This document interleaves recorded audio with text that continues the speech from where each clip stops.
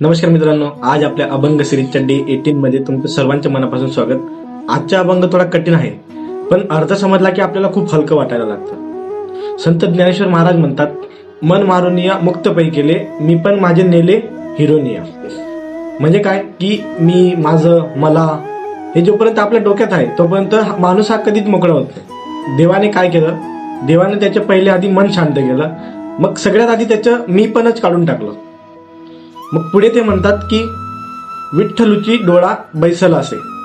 म्हणजे काय, विठ्ठल फक्त मंदिरात नाही तर तो त्यांच्या नजरेत, विचारात, जाणवेत या सगळ्या गोष्टींमध्ये बसला.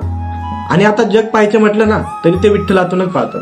आणि शेवटी एक सुंदर अशी ओळ ते म्हणतात, आपरूपी म्हणजे केला सवरसू.